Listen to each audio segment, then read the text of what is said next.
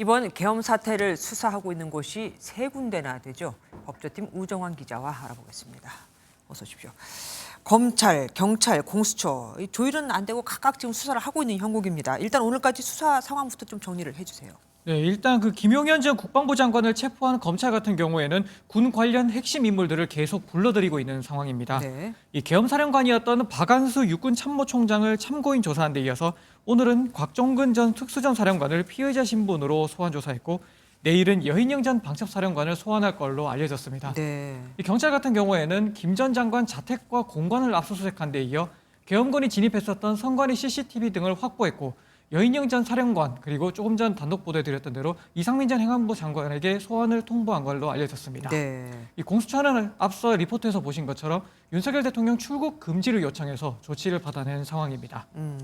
이렇게 지금 여러 군데서 수사를 하면 당연히 수사가 겹칠 수밖에 없습니다. 이 우려대로 갈등이 나오기 시작했다면서요. 네, 맞습니다. 오늘 검찰이 방첩사령부를 압수수색했는데 이걸 두고 이 경찰의 불만이 나오고 있는 상황입니다.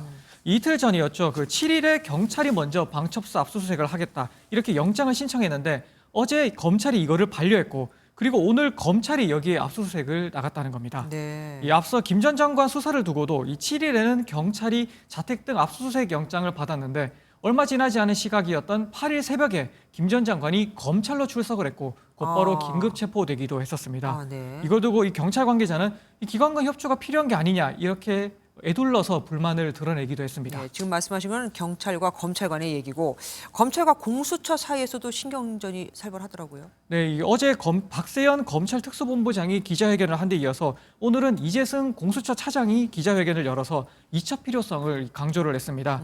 이 기자들이 이 차장에게요, 검경이 이첩을 거부한다면 어떻게 할 건가요? 이렇게 물었는데요. 네. 그러자 이 차장은 이 거부한다고 해도 처벌 조항은 따로 없다 이렇게 말하면서도 네. 혹시 검경이 이첩을 해주지 않는다 하더라도 우리는 모든 노력을 다해서 수사하겠다. 즉 우리는 계속 수사하겠다 이런 의지를 드러냈습니다. 이 차장은 오늘 대검 측과 만나서 이 조율에 나서기도 했는데 합의는 쉽지 않아 보이는 상황이고요. 한 검찰 내부 관계자는 이 MBN과 통화해서 대통령과 군인은 공수처가 직접 기소도 할 수 없으면서 이런 식이면 검찰과 또 보안수사 공방만 하지 않겠느냐. 차라리 합동수사본부를 꾸리는 게 맞지 않냐 이렇게 말했습니다. 궁금한 건 이 세 기관이 왜 서로가 내가 수사를 하겠다고 나서고 있냐 이겁니다. 네, 어제와 오늘 각 수사 책임자가 각각 공개 브리핑을 했었죠. 이들의 말을 들어보면 추측을 좀 해볼 수가 있을 것 그래요? 같습니다. 지위 고하를 막론하고 오로지 법과 원칙에 따라 엄정하게 수사를 진행하고 있으므로 국민 여러분께서는 믿고 지켜봐 주시기 바랍니다. 이번 비상계엄 관련 수사를 둘러싼 여러 논란에도 불구하고 국가수사본부는 내란죄의 수사 주체로서 공수처는 특히 누구에게도 수사에 대하여 보고하거나 지휘를 받지 않는 독립수사기관입니다. 믿고 지켜봐달라는 검찰, 이 조직에 대한 신뢰가 걸려있는 상태입니다.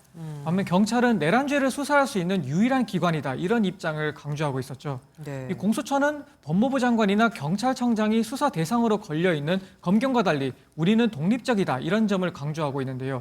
하지만 공수처는 출범 뒤에 여태까지 수사 성과가 없지 않냐 이런 지적을 극복해야 한다는 동기가 있는 상황입니다. 예, 이렇게 지금 서로 기싸움을 하고 있는데 결국은 윤석열 대통령의 신병을 누가 확보하느냐 여기서 좀 승기가 갈라지지 않겠습니까? 네, 그럴 가능성이 크다고 볼 수 있습니다.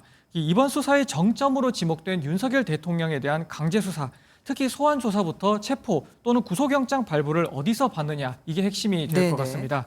이 소환 조사 같은 경우에는 사실 어디서 조사를 받아야 한다 이런 원칙이 있는 건 아니죠.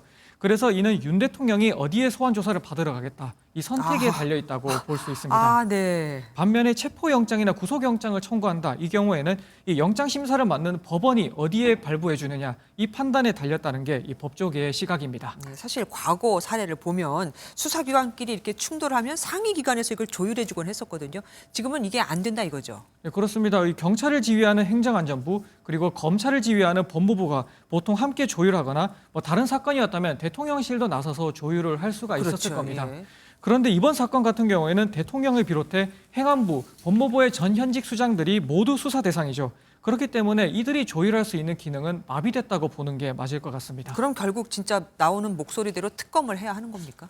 결국 수사기관이 자체적으로 조율할 수 없다. 이러면 특검을 해야 된다. 이런 시각이 많은 게 사실입니다.